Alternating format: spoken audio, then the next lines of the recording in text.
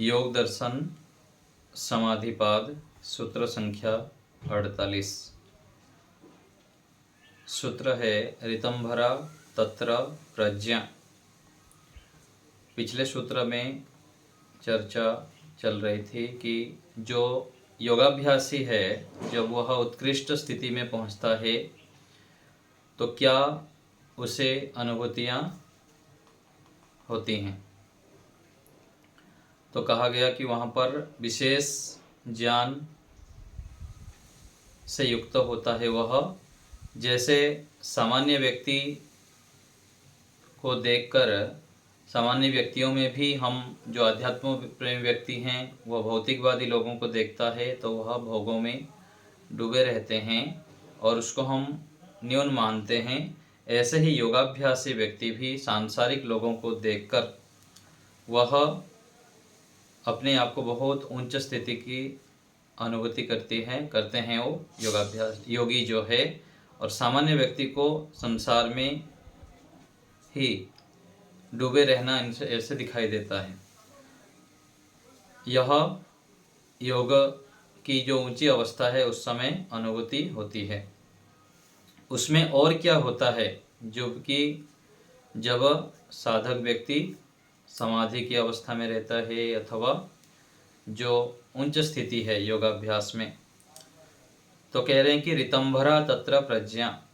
ऋतंभरा अर्थात सत्य को ही धारण करने वाली निर्विचारा समापत्ति की प्रवीणता होने पर बुद्धि उत्पन्न होती है। निर्विचारा समापत्ति अर्थात असंप्रज्ञात समाधि की स्थिति है। सूत्रार्थ है निर्विचारा समापत्ति की प्रवीणता होने पर सत्य ज्ञान को ही धारण करने वाली बुद्धि उत्पन्न होती है। तो सत्य ज्ञान और दूसरा है मिथ्या ज्ञान और घुलामुला ज्ञान। ज्ञान जो भी हमें हो रहा है उसमें भी अनेक भेद है। तो जब ऋतंभरा प्रज्ञा बुद्धि उत्पन्न होती है साधक के, तो वहां पर केवल सत्य को ही धारण करने वाली बुद्धि उत्पन्न होती है। और सामान्य स्थिति में व्यक्ति सत्य का स्वीकार नहीं कर पाता है अथवा सत्य को जान नहीं पाता है, केवल ऊपर ऊपर से सृष्टि को देखता है, व्यवहार करता रहता है, जीवन का निर्वाह करता रहता है। तो योगार्थ प्रकाश में कह रहे हैं कि इस सूत्र में निर्विचार वैसारध्य समाधि का फल बतलाया है। निर्विचार अर्थात विचारों से रहित, जो सांसारिक विचार है उससे रहित होकर वैसारध्य अर्थात विशेष जो ज्ञान की स्थिति है उससे युक्त हो जाता है।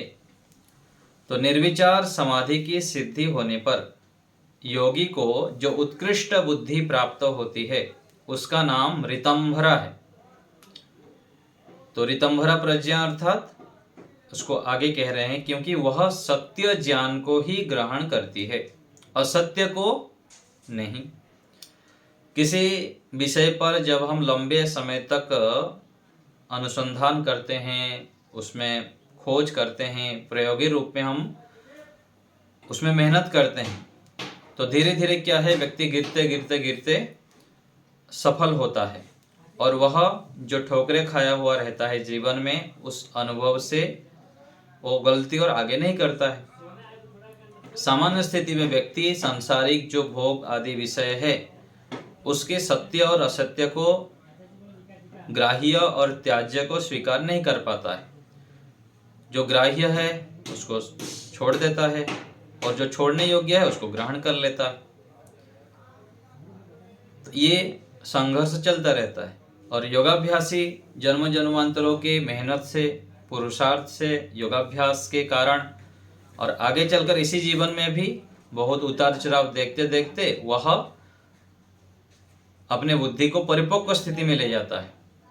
और परिपक्व में जब जाता है तो फिर वैराग्य होता है। वैराग्य क्या कहा गया था? वैराग्य अर्थात ज्ञान की पराकाष्ठा। जो व्यक्ति को सत्य ज्ञान से युक्त हो जाता है तो उसको वैराग्य होता है और वैराग्य होने के बाद फिर पुरुषार्थ करता है योगाभ्यास में, पुनः वह समाधि आदि स्थिति को प्राप्त करता है। तो समाधि में भी बार बार अभ्यास करते हुए वह असंप्रज्ञात समाधि तक पहुंचता है और ईश्वर से सीधा जुड़ता है, ईश्वर का प्रत्यक्ष करता है।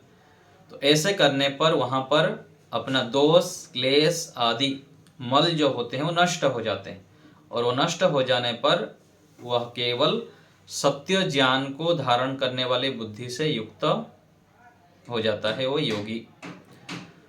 तो इसलिए कह रहे हैं कि वह जो ऋतंभरा प्रज्ञा से युक्त योगी सत्य ज्ञान को ही ग्रहण करती है, असत्य को नहीं।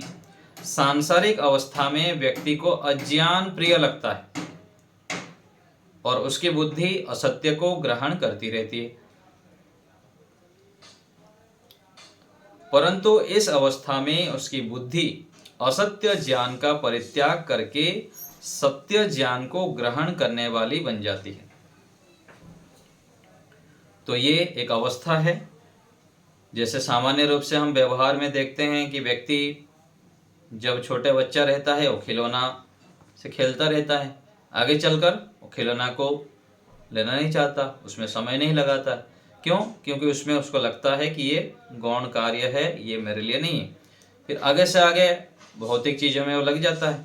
पहले साइकिल था तो साइकिल के पीछे लगता है, फिर बाइक आया तो उसको करना चाहता है, फिर कार में भी अलग अलग वैरायटी। व्यक्ति 2-4 लाख कार से लेकर 80-90 लाख 1 करोड़ कितने सारे महंगा महंगा गाड़ी खरीदता रहता है। ऐसे ही घर में भी पहले छोटे घर में संतुष्ट हो जाते हैं, फिर बड़े घर। ऐसे करते हुए व्यक्ति यदि योगियों की दृष्टि से देखा जाए तो ये भी खिलौने से वो खेलता ही रहता है। फिर धीरे धीरे करके उसको समझ आ जाता है कि इस खिलौने से मेरी जीवन का लक्ष्य जो है पूरा होने वाला नहीं है, ये तो मैं समय को बर्बाद कर रहा। तो ये अंदर से स्वतः ही प्रकट होता है जब हम ईश्वर से जुड़ते हैं, योगाभ्यास करते हैं, यम नियम का पालन करते हैं, जीवन को संयमित करते हैं तब। तो ऋतंभरा बुद्धि को प्राप्त व्यक्ति यह जान लेता है कि आत्मा क्या है, शरीर, इंद्रियां, मन, बुद्धि क्या है, किन कारणों से व्यक्ति दुखी होता है और किन कारणों से सुखी होता है। ये जो योगी है वो जान लेता है। अन्य प्राणियों के साथ कैसा व्यवहार करना चाहिए और कैसा नहीं, ये सब उसे ज्ञान हो जाता है योगाभ्यासी को। तो ऋतंभरा बुद्धि की प्राप्ति के लिए कुछ उपाय नीचे बतलाए जाते हैं। तो ऋतंभरा बुद्धि कैसे हम प्राप्त करें, उसके लिए उपाय: वेद का अर्थ सहित पढ़ना, दूसरा सुनना, तीसरा मनन करना और मनन के पश्चात निधिध्यासन करना, अर्थात शांत चित्त होकर परीक्षा पूर्वक सत्य और असत्य का निर्णय करना, फिर साक्षात्कार करना, अर्थात निर्णय के पश्चात उस ज्ञान को व्यवहार में लाने का पूर्ण प्रयास करना।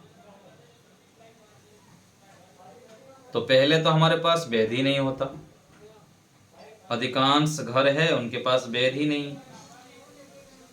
दूसरे लोग कोई रखते हैं घर में, रामायण है, महाभारत है, कोई गीता भी रख देते हैं और किसी किसी घर में वेद भी होगा, लेकिन वह केवल पुस्तकालय में रह जाता है और बंद खिड़की के अंदर, अलमारी के अंदर रह जाता है।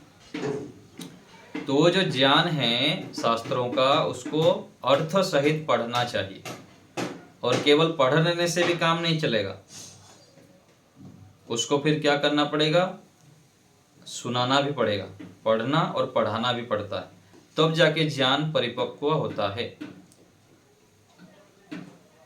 तो अर्थ सहित पढ़ना और उसको सुनना भी, सुनने के बाद फिर मनन करना, मनन करके फिर उसको निश्चय करना। जैसे ईश्वर के विषय में सुन लिए, पढ़ लिए, फिर उसको निश्चय करना कि ईश्वर के विषय में जो शास्त्र में कहा जा रहा है क्या वो सत्य है या असत्य है।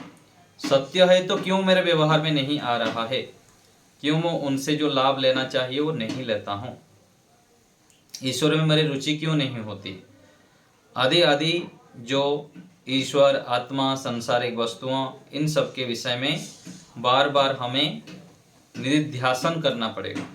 निधिध्यासन अर्थात शांत चित्त होकर परीक्षा पूर्वक सत्य और असत्य का निर्णय करना। सत्य क्या है, असत्य क्या है।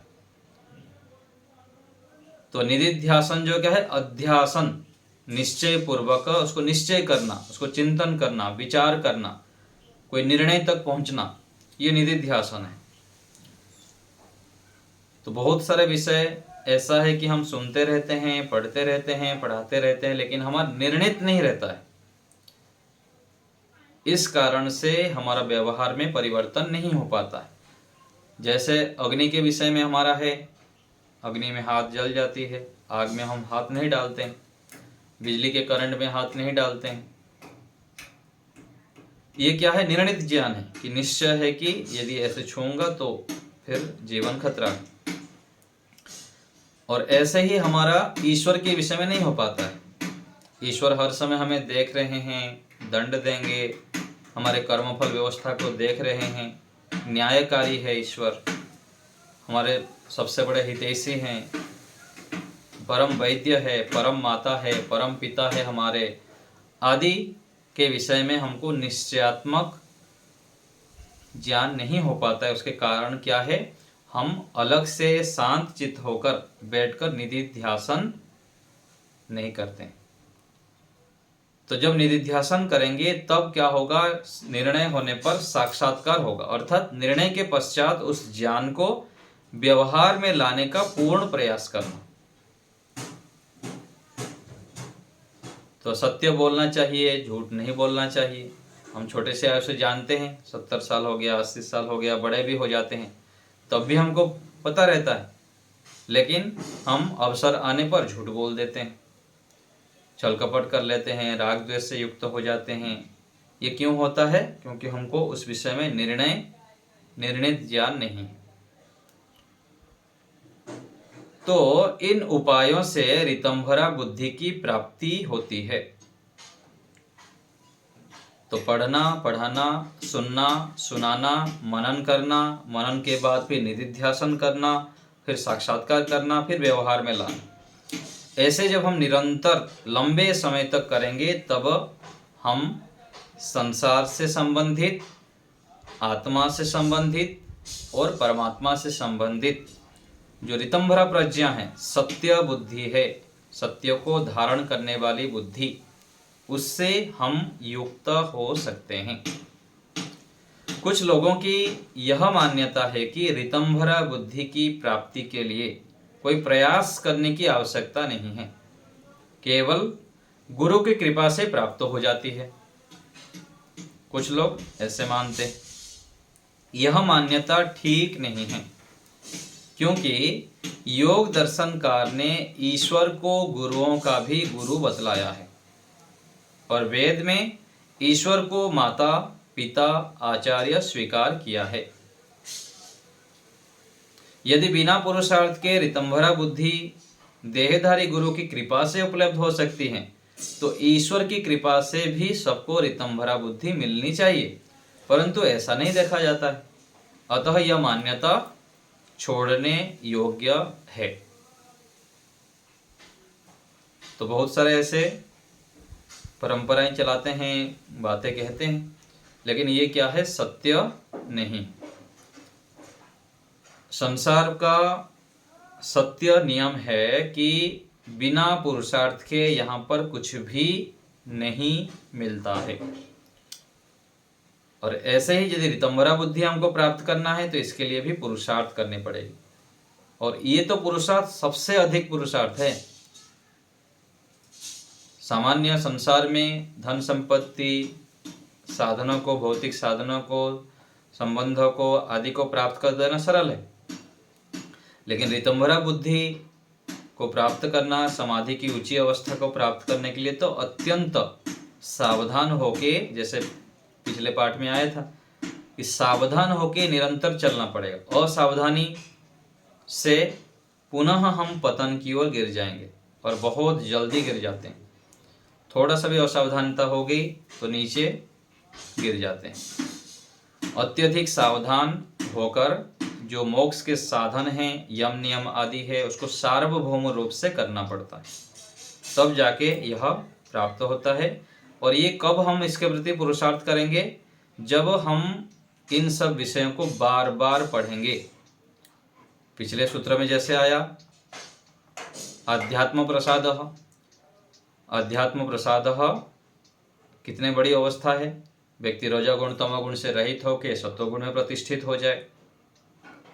और ऋतंभरा बुद्धि, सत्य को ही ग्रहण करने वाले, जो भी हम देखते हैं, सुनते हैं, खाते हैं, पीते हैं, व्यवहार करते हैं, ये क्या है, हमारा क्या होता है, अभी सत्य से युक्त नहीं होता है, क्योंकि बुद्धि उस स्तर पर पहुंचा नहीं है, रज तमोगुण आदि क्लेश आदि से युक्त है। और ये कब दूर होगा? जब हम बार बार ईश्वर के शरण में जाएंगे, उनके सानिध्य में बैठेंगे, उनके प्रति अत्यंत प्रेम होगा, तब परमात्मा की कृपा से हमारा जो क्लेश है वो दूर हो जाता है और ईश्वर हमें उत्कृष्ट ज्ञान प्रदान करते हैं और स्वयं भी साथ साथ पुरुषार्थ करते हैं। तो ऐसे है ऋतंभरा प्रज्ञा। आगे सूत्र देखिए, और क्या होता है वहां पर, और वह प्रज्ञा श्रुतानुमान प्रज्ञाभ्याम अन्य विषया विशेषार्थत्वात्, जो शब्द प्रमाण और अनुमान प्रमाण से उत्तम प्रज्ञा से भिन्न विषय वाली होती है, ये ऋतंभरा प्रज्ञा, अर्थात विशेष अर्थ, वस्तु का विशेष स्वरूप दिखाने वाली होने से। तो सूत्रार्थ, वस्तु का विशेष स्वरूप दिखाने वाली होने से ऋतंभरा प्रज्ञा शब्द प्रमाण तथा अनुमान प्रमाण से उत्पन्न प्रज्ञा से भिन्न विषय वाली होती है। तो जो सामान्य हम सुनते हैं, पढ़ते हैं, उससे कितने बहुत उत्कृष्ट होता है। ईश्वर से संबंधित भी और संसार से संबंधित जो हमको सुख साधन मिलता है वो भी विशेष हो जाता है, क्योंकि जो भी भौतिक साधन हैं उसको जब हम ज्ञान पूर्वक प्रयोग करते हैं उससे हम ठीक ठीक लाभ ले पाते हैं। घी है, दूध है, फल आदि है, मिठाई है, वो भी जब जठराग्नि तीव्र होंगे तब जाके हमारे देह के लिए लाभ होते हैं। नहीं तो फिर जठराग्नि यदि तीव्र नहीं है, भूख हमको ठीक से नहीं लग रही है, जितना भी हम अच्छे अच्छे खा लें उससे लाभ नहीं ले पाएंगे। तो ऐसे ही ईश्वर भी, ईश्वर से संबंधित ज्ञान होते होते जब हम ईश्वर के शरण में जाएंगे तो ये सामान्य हम ईश्वर के विषय में सुनते हैं, पढ़ते हैं, थोड़ा बहुत ईश्वर से हम लाभ लेते हैं, वो क्या है, और भी उत्कृष्ट होता है, सुना हुआ और अनुमान ज्ञान से विशेष। योगार्थ प्रकाश, इस सूत्र में श्रुत और अनुमान से उत्पन्न हुई बुद्धियों से ऋतंभरा प्रज्ञा बुद्धि को विशेष बतलाया है। क्यों विशेष है? पदार्थों का स्वरूप दो प्रकार से देखा जाता है, एक सामान्य और दूसरा विशेष। पदार्थ में कुछ ऐसे सामान्य धर्म होते हैं जो अन्यों में भी रहते हैं और कुछ ऐसे विशेष धर्म होते हैं जो अन्यों में नहीं होते। जैसे एक गौ के 4 पैर है, 2 सींग है, एक पूंछ है आदि धर्म है, वैसे ही धर्म अन्य गायों के भी होते हैं। परंतु जिस प्रकार के पैर, सींग, पूंछ आदि एक गौ के हैं वैसे ही दूसरे गौ के नहीं होते हैं, कुछ अंतर होता है, अलग अलग नस्ल होते हैं। वैसे ही मनुष्य, वृक्ष आदि में भी समझनी चाहिए। तो कुछ विशेष होते हैं, कुछ सामान्य होते हैं। तो श्रुत ज्ञान और अनुमान ज्ञान वस्तु के विशेष धर्मों का ज्ञान नहीं करवा सकते। जैसे मैं पिछले बार उदाहरण दिया था पीछे प्रकरण में कि गाय के विषय में तो सामान्य रूप से हम जानते हैं, लेकिन उसके जो विशेष कुछ लाभ है उनके सेवा से अथवा उनके अंदर जो क्रियाएं हो रही है, चेष्टाएं कर रहे हैं, वो जो उसके पास हर समय रहता है उसको ही जान पाता है। वो सामान्य रूप से पढ़ने सुनने से उसका ज्ञान नहीं कर सकते। ऐसे ही मनुष्य के विषय में भी है किसी के विषय में केवल पढ़ लेना, सुन लेना और अनुमान करके उसके विषय में सामान्य जान पाएंगे, लेकिन विशेष धर्म तो फिर व्यवहार करने पर, साथ में रहने पर, और हम अपने चित्त को जो पवित्र करते हैं, शुद्ध करते हैं, तब दूसरे के गुणों को भी अच्छे प्रकार जान पाते हैं। तो यही कह रहे हैं कि परंतु ऋतंभरा प्रज्ञा बुद्धि प्रत्यक्ष के स्तर पर पदार्थ के विशेष धर्मों का ज्ञान करवाती है। शब्द ज्ञान और अनुमान ज्ञान से विशेष धर्मों का ज्ञान करवाती है, जो ऋतंभरा प्रज्ञा बुद्धि है। यह इसमें विशेषता है, इस बुद्धि में। जैसे धूम को देखकर अनुमान से अग्नि का सामान्य ज्ञान होता है। दूर से कहीं पर हम देख रहे हैं, धुआं उठ रहे है, तो हम सोच रहे हैं यहाँ अग्नि है, सामान्य ज्ञान होती है उससे। परंतु वह कितने क्षेत्र में है और उसकी ज्वाला कितनी लंबी चौड़ी है, यह ज्ञान हमको दूर से नहीं हो पाती है, पास में जाने पर ही पता लगता है। जब व्यक्ति उसके समीप में जाकर प्रत्यक्ष देखता है, तो उसे विशेष रूप से अग्नि का ज्ञान होता है कि इसकी ज्वाला इतनी लंबी है, इतनी चौड़ी है, इतने क्षेत्र में आग जल रही है, विशेष ज्ञान होता है। तो शब्द प्रमाण से में यह बात कही कि जीवात्मा एक चेतन पदार्थ है, यह शरीर, इंद्रियां, मन आदि का संचालन करता है। ऐसा सुनने से जीवात्मा का सामान्य ज्ञान उत्पन्न होता है, विशेष नहीं हो पाता है। तो समाधि से उत्पन्न ऋतंभरा बुद्धि से जीवात्मा का विशिष्ट ज्ञान होता है। और यह दोनों बुद्धियों में भेद है, जो सामान्य बुद्धि है और ऋतंभरा बुद्धि है। इसका यह अभिप्राय नहीं है कि शब्द प्रमाण से सुनी हुई बातें और अनुमान प्रमाण से प्राप्त जो ज्ञान है वो योग का साधन नहीं है। कोई सोचेगा कि मैं तो सीधा दौड़ दौड़ के ऋतंभरा प्रज्ञा ही प्राप्त कर लूं, क्यों वेदों को पढ़ूं, क्यों इतना मेहनत करते जाऊं, ऐसे ही बोलते हैं। जैसे ऋषि दयानंद जी लिखे हैं ना व्यवहार भानु में कि पठितव्यम तदपि मर्तव्यम, न पठितव्यम तदपि मर्तव्यम, दंत कटागति किमर्थम कर्तव्यम। पढ़ेंगे तब भी मरेंगे, नहीं पढ़ेंगे तब भी मरेंगे, फिर क्यों दांत को घिसे। अनावश्यक पढ़ाई में संस्कृत पढ़ना, व्याकरण पढ़ना, दर्शन को पढ़ना, शास्त्रों को पढ़ना क्या जरूरी है, ऐसे भी बोलते हैं कुछ अज्ञानी लोग। ये क्या है, ठीक नहीं है। यदि हम शास्त्रों को नहीं पढ़ेंगे, ऋषियों के ग्रंथों को नहीं पढ़ेंगे, वेदों को नहीं पढ़ेंगे, तो भी हमको सत्य का ज्ञान नहीं हो पाएगा। ऋषि दयानंद जी कितना मेहनत किए थे। जितने भी महापुरुष हुए हैं, ऋषि हुए हैं, सन्यासी हुए हैं, आदर्श हुए हैं, वो कितने लाखों ग्रंथों को पढ़े, हजारों ग्रंथों को पढ़े और जिंदगी भर पढ़ते रहे, पढ़ाते रहे। क्योंकि पढ़ने पढ़ाने से हमको आगे से आगे नए नए ज्ञान संसार के विषय में, ईश्वर के विषय में, अपने विषय में ज्ञान होता है। इसलिए शब्द प्रमाण और अनुमान प्रमाण भी साधन हैं, उसको भी स्वीकार करना चाहिए। इन साधनों के माध्यम से हम साध्य को प्राप्त कर सकते हैं। लेकिन वहाँ पर जो हम पढ़ते हैं शब्द प्रमाण से, जिससे पढ़ते हैं हम, ये तो दूसरे की अनुभूति है, ऋषियों की है, महापुरुषों की है, वेदों में लिखी हुई, उसको हम प्रत्यक्ष करते हैं। जो लिखा गया है उसको हम व्यवहार रूप से पूरा साक्षात्कार करते हैं। जैसे व्यक्ति सामान्य पैकेट का दूध ले आता है, बाजार से पी लेता है, और देसी गाय का शुद्ध दूध लाके जब पीने लगता है, फिर पता लगता है 2 महीना, 3 महीना, 6 महीने बाद कालांतर में उसका जो उत्कृष्टता है वो पता लगता है। जब तक सत्य का जानकारी नहीं है, जो उपलब्ध है वो खा लेता है,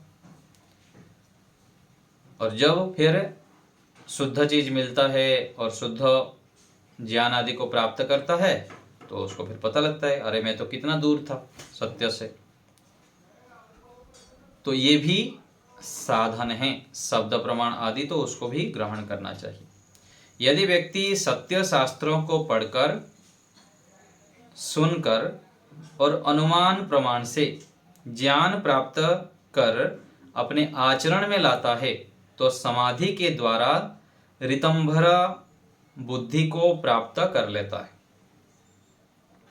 सांसारिक व्यक्ति पदार्थों का जो प्रत्यक्ष करते हैं वह साधारण प्रत्यक्ष है, परंतु ऋतंभरा बुद्धि से योगी को जो प्रत्यक्ष होता है वह उत्कृष्ट प्रत्यक्ष है। तो ये बार बार हम पढ़ रहे हैं, सामान्य और विशेष ज्ञान, सामान्य प्रत्यक्ष और विशेष प्रत्यक्ष। ये तो जब स्वयं उस स्थिति में पहुंचेंगे तब पता लगेगा, नहीं तो ऐसे ही शब्द शब्द रहेगा। ईश्वर के विषय में जैसे हम सामान्य ज्ञान आनंद यहाँ भोगते हैं, ईश्वर का आनंद में क्या फर्क है, क्या अधिक हो जाता होगा ऐसे लगता है, लेकिन जो प्राप्त किया है, जो उसको प्राप्त करता है, उसी को ही पता है कितना उत्कृष्ट होता है। तो ये उत्कृष्ट प्रज्ञा को हमें प्राप्त करना चाहिए, इससे हम अपने जीवन को सफल बना सकते हैं, सत्य को जान सकते हैं, और सत्य से ही हम मोक्ष के मार्ग के पथिक बनते हैं और अपने अज्ञान को, दोषों को, क्लेशों को नष्ट कर पाते हैं। इसलिए ये अति आवश्यक है। ऐसे पुरुषार्थ करते हुए हमें इसको प्राप्त करने के लिए आगे बढ़ना चाहिए। ठीक है, अभी आप लोग को कुछ पूछना हो तो बताइए।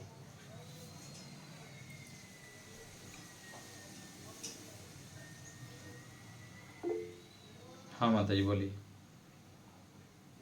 जी आचार्य जी नमस्ते। आचार्य जी यहाँ पर जो दिया हुआ है वेद का अर्थ सही पढ़ना, फिर जो सुनना दिया हुआ है वो हम खुद सुनना है ना दूसरों को सुनाना है? सुनना भी है और सुनाना भी है, दोनों चाहिए। पढ़ना जो लिखा गया उसके साथ साथ पढ़ाना भी जोड़ देना है।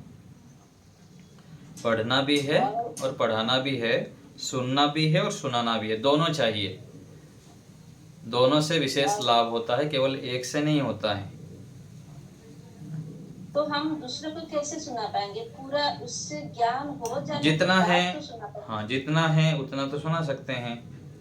जितना है उस प्रकार से कोई हमारे अनुकूल व्यक्ति मिल जाते हैं अथवा कोई जिज्ञासु है तो उनको हम पढ़ा सकते हैं, सुना सकते हैं। समय आएगा जब हम योग्य बन जाते हैं तो कालांतर में ऐसे व्यवस्था बन जाती है कि ऐसे व्यक्ति मिल जाते हैं और ऐसे परिवेश मिल जाता है तो हमको फिर पढ़ाने का अवसर मिल जाता है। उससे उतना समय तक तो हमको ज्ञान अर्जन करते रहना चाहिए। और ये जो विशेष ज्ञान है ऋतंभरा प्रज्ञा, इसको हम इस तरह समझे जैसे एक बच्चा आग में हाथ डालने के लिए बार बार लेता है, लेकिन हम मना करने से भी वो बार बार लेता है, लेकिन जब वो आग में हाथ डाल देता है तब फिर वो नहीं लेता है, तो उसको विशेष ज्ञान हो गया कि आग में हाथ डालने से हाथ जल जाएगा। तो इसी तरह हम लोग भी जीवन में जो कुछ सब हो रहा है उसको ले सकते हैं। जीवात्मा अल्पज्ञ होने से कुछ विषय में तो उसको प्रत्यक्ष हो जाता है, एक बार में ज्ञान हो जाता है। आग में हाथ नहीं डालना है, करंट में हाथ नहीं छूना है, करंट को। विषय भोगों के विषय में ये जानकारी नहीं हो पाती। हजारों बार व्यक्ति अधिक भोजन कर लेता है, पेट दर्द होता है, कब्ज होता है, उसको एसिडिटी होता है, फिर भी खाएगा, फिर भी खाएगा, फिर भी देखेगा, फिर भी सुनेगा, फिर भी ठोकरे खाता रहता है। लेकिन ये क्या है, उसको विशेष ज्ञान नहीं हो पाता। लेकिन बहुत भयंकर जब रोग से युक्त हो जाता है, फिर से व्यक्ति आता है, फिर से भी शुरू कर देता है ना। लेकिन किसके संस्कार जिसकी अच्छी हैं, अच्छे संस्कार है, वो जल्दी समझ लेता है, और जिसका संस्कार अच्छा नहीं है वो भोगों में पढ़ते पढ़ते फिर अंतिम तक मर भी जाता है, लेकिन वो छोड़ नहीं पाता। तो अलग अलग विषय में अलग अलग व्यक्तियों के होते हैं, लेकिन पुरुषार्थ करते रहेंगे तो वह हो जाता है। भयंकर रोग में तो वो जिसका लालच है खाने के लिए वो खाता है, नहीं खाता, खाने का फिर जब बंद हो जाएगा तो अधिक जब सीरियस हो जाता है तो वहां तो फिर रुकना पड़ता है ना, व्यक्ति रुकना पड़ता है। ऐसी स्थितियां बन जाती हैं, नहीं तो फिर अंत में फिर मरने की स्थिति बन जाती है। यदि अधिक वो व्यसनों को नहीं छोड़ता है फिर मरने की स्थिति हो जाती है। धन्यवाद। तो ये हर्ष जी बोलिए।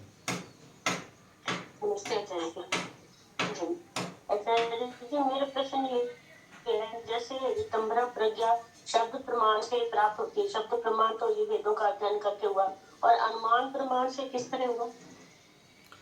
अनुमान प्रमाण से शब्दों के आधार पर हम अनुमान करते हैं कि ऐसे होता होगा, हम ऐसे विचार कर सकते हैं शब्दों के आधार पर। जैसे हम किसी को देख लिए, शब्दों में तो पढ़ लिए, और किसी के साथ व्यवहार जब करते हैं तो इनकी बुद्धि रितंभरा प्रज्ञा से युक्त है, क्योंकि ये ठीक ठीक निर्णय लेते हैं। विशेष उनके अंदर सत्य को ग्रहण करने के लिए रुचि है, ईश्वर में प्रीति है, वैराग्य की स्थिति है ना, और विषय भोगों प्रति आसक्ति नहीं है। ऐसे जब हम देखते हैं तो फिर अनुमान करते हैं जो हम पढ़े थे इन व्यक्ति के अंदर ये घटित होता है, इनकी बुद्धि बहुत सत्वगुण से युक्त है। ऐसे करके हम अनुमान कर सकते हैं दूसरे को देखकर, है ना। व्यवहार में ऐसे ऐसे व्यक्ति हमको मिल जाते हैं, हमारे से बहुत उत्कृष्ट ज्ञान से युक्त होते हैं और बहुत कुशल होते हैं, निर्णय भी उस प्रकार से करते हैं, तो वहां पर हम अनुमान कर सकते हैं। तो ये मतलब अध्ययन करने से, ये शारीरिक ध्यान, मनन, चिंतन करने से हमें वो रितंभरा बुद्धि प्राप्त होने लग जाती है। जी जी जी। मान लीजिए कोई चाय पी रहा है, चाय के विषय में पता लग गया कि दूध में जब चाय डालते हैं चाय पत्ती और जहर हो जाता है, और वो स्लो जहर जैसा काम करता है, वो पता नहीं लगता।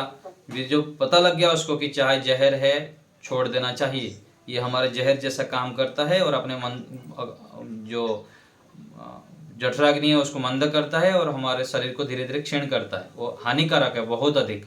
चाय पत्ती आदि अंग्रेजों ने और विदेशी लोगों ने हमको, भारतीय लोगों को ये आदत बना दी है कि व्यक्ति मरे, इन लोग जल्दी मर जाएं और व्यसनों में फंसे रहे। चाय भी एक व्यक्ति चाय ना हो तो पागल हो जाता है, जैसे तैसे दौड़ दौड़ के जाके चाय पीता है। ये क्या है, एक व्यसन है, नशा है। जब उसको पता लग गया ऐसा है तो एकाएक नहीं छोड़ेगा, फिर धीरे धीरे करके चाय छोड़ दिया, फिर और भी कुछ आदत होता है वो छोड़ता है। तो जो ये आदत छोड़ रहा है, ये क्या हो रहा है, धीरे धीरे व्यक्ति फिर रितंभरा प्रज्ञा की ओर जा रहा है, सत्य की ओर जा रहा है। तो ऐसे करके हम आगे बढ़ते रहते हैं धीरे धीरे। निर्मला माता जी। नमस्ते आचार्य जी। ये जो रितंभरा प्रज्ञा है, ये विशेष विषय होने श्रुत और अनुमान विषय से भिन्न वाली कैसे होती है? देखिए, हाँ ये बताए ना, श्रोत मतलब सुन लिए हम कि ऐसे ऐसे होता है, कि सही निर्णय कर लेता है, और उनके जीवन में भी कुशलता दिखाई देती है, ईश्वर में भी रुचि दिखाई देती है, भोगों में आसक्ति नहीं है। ये सब क्या है, विशेष बुद्धि। तो हम स्वयं पढ़ लिए पहले, फिर दूसरे को देखते हैं, फिर जब स्वयं खाएंगे, स्वयं जो अनुभव करेंगे तो ये विशेष हो जाएगा। जैसे गुड़ के विषय में, गुड़ बहुत अच्छा है, अच्छा है, अच्छा है, सुनते हैं, दूसरे खा रहा है, बोलता है बढ़िया लग रहा है गुड़, है ना। तो क्या हो, शब्द हो गया, फिर अनुमान हो गया, फिर जब स्वयं मुंह में डालते हैं तो उसका मजा, अरे ये तो बहुत अच्छा लगा, सुना था पढ़ा था, लेकिन स्वयं जब खाते हैं तो विशेष लगता है। ऐसे किसी मिठाई के विषय में, किसी स्थान के विषय में भी, किसी व्यक्ति के विषय में भी ऐसे होता है। लेकिन हम जब मेहनत करते हैं वैसे बन जाते हैं उस व्यक्ति की तरह, तो वहां पर लगता है, प्रत्यक्ष होता है तो विशेष हो जाता है। स्थान के विषय में भी हम सुनते रहते हैं, वो स्थान बहुत अच्छा है, बहुत अच्छा है, पढ़ते हैं, सुनते हैं दूसरे दूसरे लोगों से, स्वयं चले जाते हैं तो फिर विशेष आनंद की अनुभूति होती है। तो क्या है, विशेष ज्ञान है, प्रत्यक्ष ज्ञान है। ठीक है। एक 49 में से एक ये होता है, ये 48 में से एक ये कि जो है ये निर्विचार, जो रितंभरा बुद्धि, निर्विचार वैशारद समाधि का फल क्या होता है? निर्विचार वैशारद्य निर्विचार अर्थात जो है ना, सांसारिक विषय, उससे हटके केवल ईश्वर विषय रहता है। उसमें क्या होता है, अध्यात्म मतलब बहुत विशेष ज्ञान मिलता है। और संप्रज्ञात समाधि में जब ईश्वर विषय केवल बनता है तो वहां पर विशेष आनंद की, विशेष ज्ञान की अनुभूति होती है, उसको कह जाए निर्विचार वैशारद्य। ठीक है ना, उसी को ही कह रहे हैं कि वो उस जगह पर ये ज्ञान रितंभरा प्रज्ञा बुद्धि उत्पन्न होती है। अच्छा, बिल्कुल विशारद समाधि।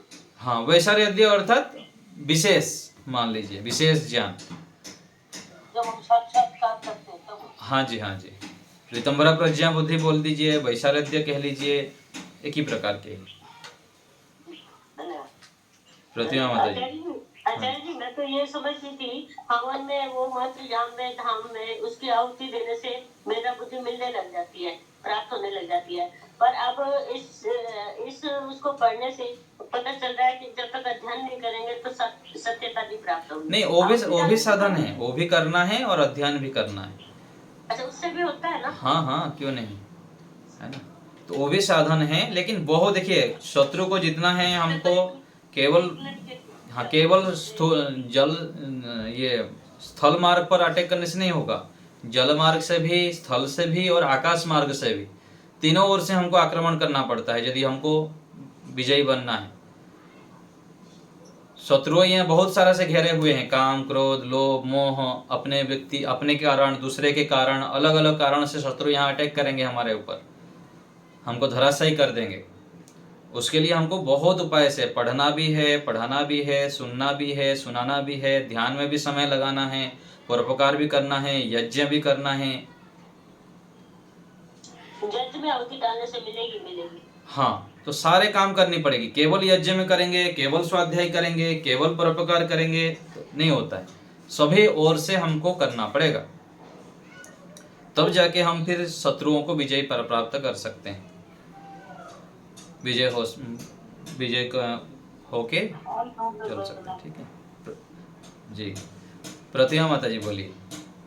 वो भी एक साधन है जो आप मंत्र से प्रार्थना करते हैं, चाहे गायत्री मंत्र से आहुति दे या मेधाम से दीजिए, ये सब क्या है, साधन है, इसमें भी लाभ होता है, उसको छोड़ना नहीं चाहिए। प्रतिमा माता जी बोलिए। सामान्य ज्ञान में गो के 4 पैर 2 सींग 1 पूंछ आदि रहता है।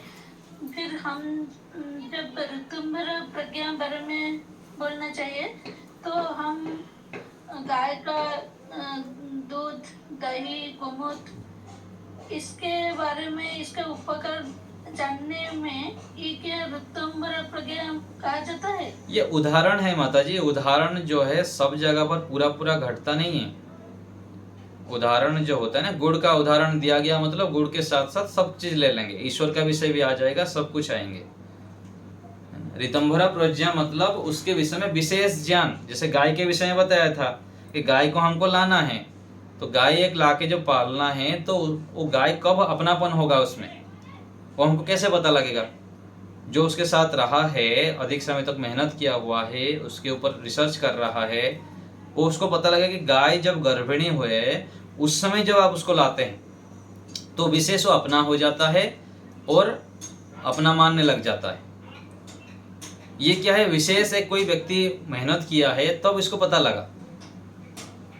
ऐसे ही बताया था मैं कि जो कोई गिर गाय है और सफेद गाय के जो गर्भिणी के समय उसके सांड है, अथवा जो इस अवस्था में जब हम सफेद गाय को देख लेता है, तो सफेद गाय को कान को देखा तो उस कान की आकृति का उसका बन जाता है। ये कैसे पता लगेगा व्यक्ति को? सामान्य गाय के जो पढ़ रहा है, सुन रहा है, उसको पता नहीं लगेगा। वो विशेष ज्ञान से जब युक्त होगा तो ऐसे सूक्ष्म बातें जो है वो पता लगता है। गाय को कितना खिलाना चाहिए, कब खिलाना चाहिए, कैसे खिलाने से दूध ठीक होंगे, वो स्वस्थ रहेगा, प्रसन्न रहेगा, उसके गुण में भी क्वालिटी आएंगे। तो ये क्या है, विशेष जब उसके ऊपर हम रिसर्च करते हैं, मेहनत करते हैं, अपने बुद्धि को भी उस प्रकार से शुद्ध करते हैं, तब पता लगता है। ऐसे ही खाने के विषय में भी है, व्यवहार के विषय में भी है, सब जगह पर ऐसे ही हमको समझना चाहिए। ठीक है। तो सामान्य बुद्धि से हम सत्य को ग्रहण नहीं कर पाते हैं, अथवा थोड़े प्रतिशत जान पाते हैं, 40%, 50%, 60%, 100%, अथवा जितना अधिक से अधिक हमारा बुद्धि शुद्ध होती है, पवित्र होती है, तब हम वस्तुओं के स्वरूप को, व्यक्तियों को भी ठीक ठीक जान पाते हैं और सभी से व्यवहार ठीक ठीक कर पाते हैं। और ये सामान्य उदाहरण देख लीजिए, जैसे बच्चों के खेलने का बता रहे हैं, बड़े होने पर खेलते नहीं हैं, और योगी व्यक्ति हम जितना इतना ज्ञान से युक्त हो जाते हैं, हम गौण कामों को नहीं करते हैं। हंसना, खेलना, टीवी देखना, सीरियल देखना, क्रिकेट देखना और घूमने खेलने में जाना, टाइम बर्बाद करना, ये सब हम छोड़ दे रहे हैं। क्यों? क्योंकि वो गुण मान लिया, अपने बुद्धि को पवित्र कर लिए। चाय नहीं पीते हैं और गलत समय में हम गलत काम में समय नहीं लगाते हैं। इसका मतलब क्या? हमारा ज्ञान शुद्ध हो रहा है, हम धीरे धीरे आगे बढ़ रहे हैं। तो जितना हम ऐसे आगे बढ़ते जाएंगे उतना उतना हम गौण कार्यों को छोड़ देंगे, हानिकारक काम को छोड़ देंगे, और जो लाभकारक है, जीवन की सफलता है, स्थिर सुख शांति प्राप्ति के उपाय है, उसको हम ग्रहण करते हैं और उसको प्राप्त करते हैं फिर। जी, ठीक है, और कोई बात? चलिए यहीं रखते हैं।